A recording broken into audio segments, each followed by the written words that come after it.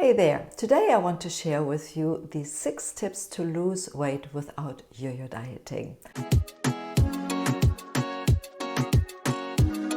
Now, who hasn't done yo-yo dieting? I know so many people, clients, people who are in my world who have done one diet after the other. And I want really to give you an overview of yo-yo dieting, why it is so dangerous, and of course, how you can avoid it.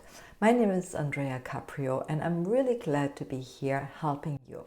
Now, I want to actually share with you starting a diary of a yo-yo dieter, and that is, one of my clients' diaries. Actually, she shared with me, and basically, it started in 1994, age 19, where she was 164 pounds, size 10.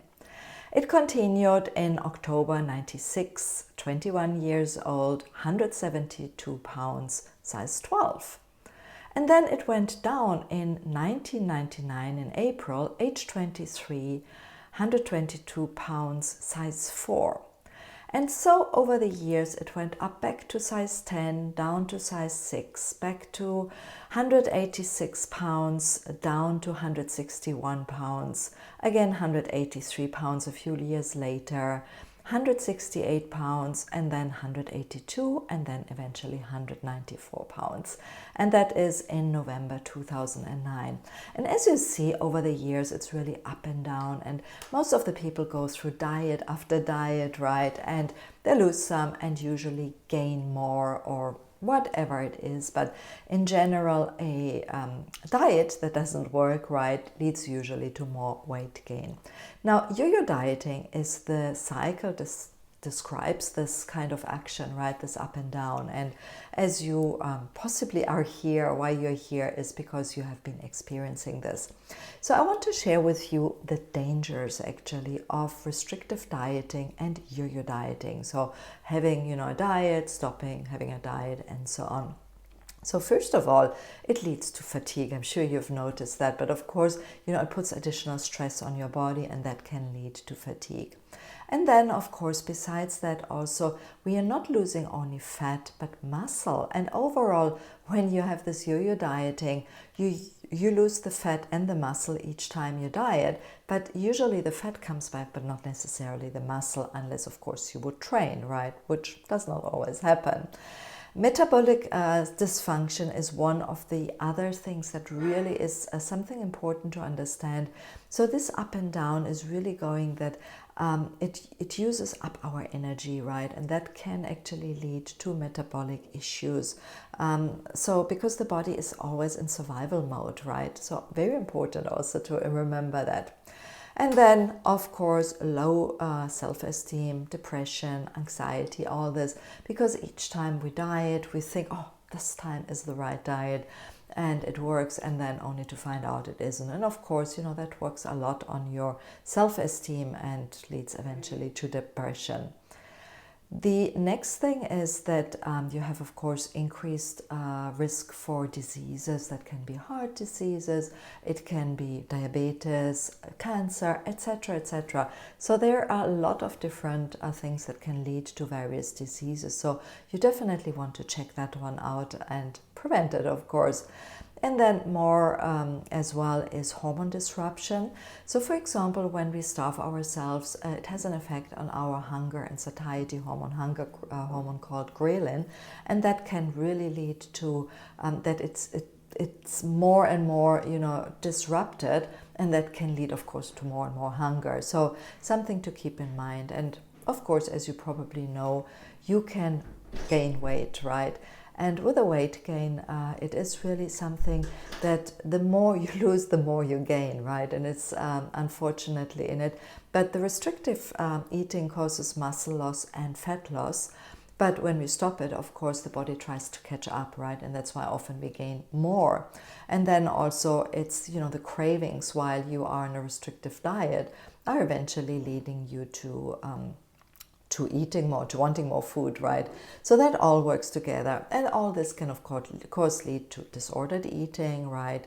Malnutrition as well, not to forget. And I find it interesting, very often people actually eat more because they are not getting the nutrients they're eating.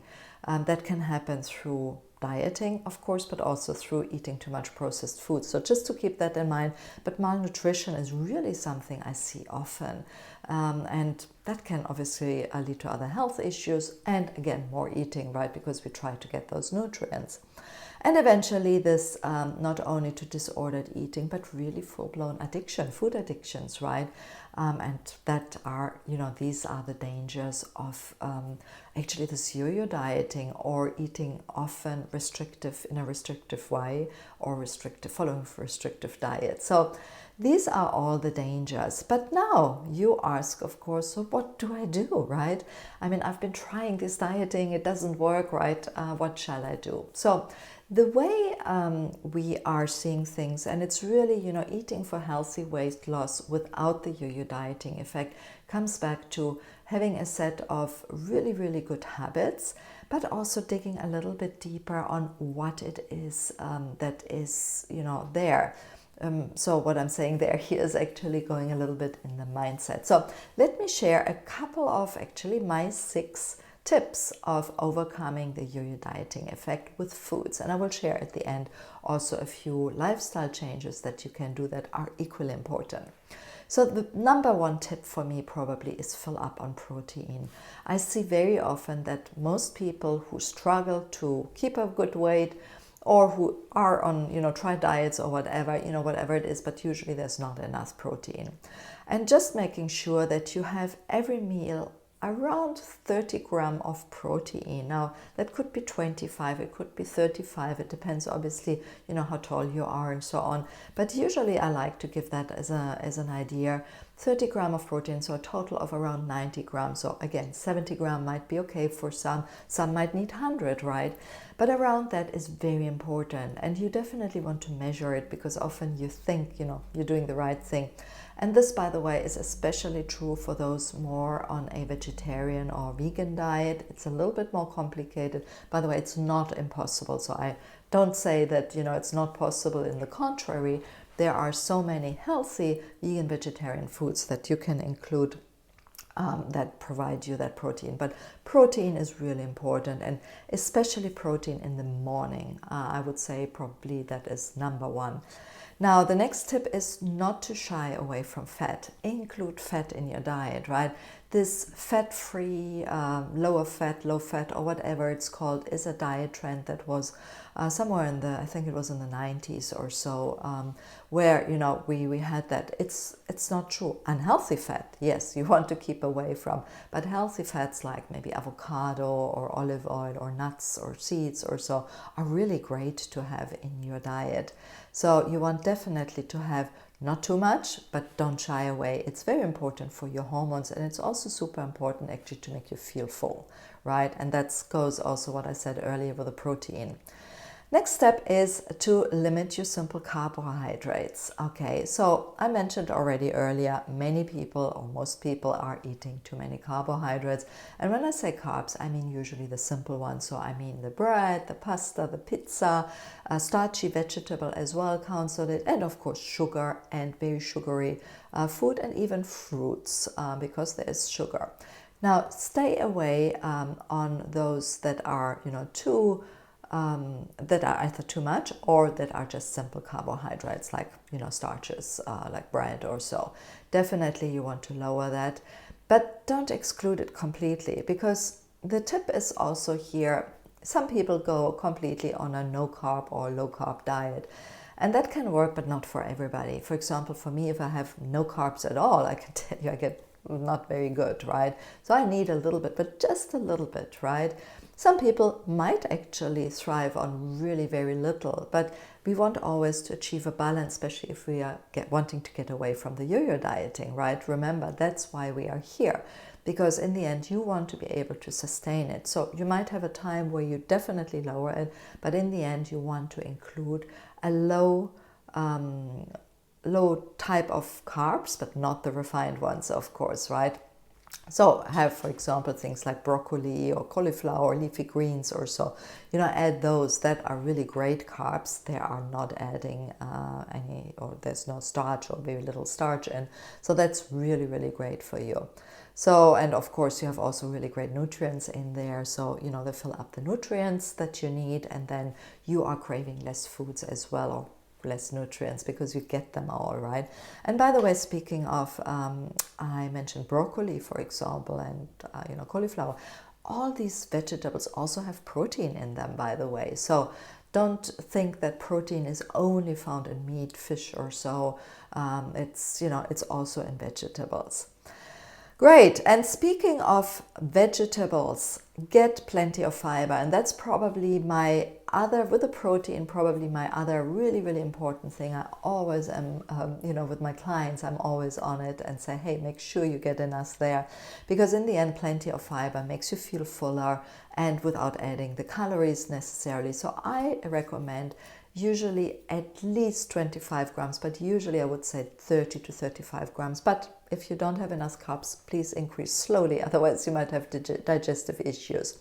And then next tip is to enjoy in moderation, right? Again, if you are eating too much of good things, it's still too much, right? So even if you eat the way I've just mentioned, but you overload your plates and you eat, too many portions or whatever it is, it's not going to be a good thing. So when you eat the right foods, normally you should eventually, your body catches up and you can eat less. So decrease it slowly and make sure, it's in a moderation without feeling starved, but not too much. And then my last tip is don't go ever hungry and always plan ahead. It goes kind of together, because very often, I hear people say, oh, I don't eat during the day and then I come home and I eat. Or I go out and I'm delayed, and then I stop, somewhere and I grab something to buy, to eat, like a protein bar or something like that. And usually it's always an unhealthy choice. And when we go without food for too long, we usually eat uncontrollable and we eat those things we don't necessarily want to eat. So first of all, plan your meals in advance and plan what you have, and make always sure you have something healthy ready and with you, ready in the fridge, and with you if you go out. Like, for example, ready in the fridge for me is a hummus with some carrot sticks. So when I get home after work, I work from home, but when I get to my kitchen, right, so I can immediately get something there instead of eating something unhealthy. And when I go out, I always have water with, which by the way is another good tip I haven't added here. But have enough water with, and I have always a bag of nuts with me, so I can go. So these are my 6 tips. I just want to repeat them again. So first of all, fill up on protein. Don't shy away from fats, healthy fats. Limit your simple carbohydrates. Get plenty of fiber. Enjoy in moderation, and don't go hungry, and plan ahead. Now, a couple of other tips, of course, I mentioned water already, but also you want to include regular physical activity. Be mindful of stress and sleep. Develop a good relationship with food and your body and with eating. And then set a couple of non-number focused goals as well, very important. So make sure, I eat my vegetables every day or whatever it is, not only I want to lose 10 pounds or whatever, right? Practice, of course, mindful eating is really another thing to help you slow down. The body takes time, especially the stomach, to catch up and that it's full. And then, of course, the last point, address any underlying mindset issues and limiting beliefs.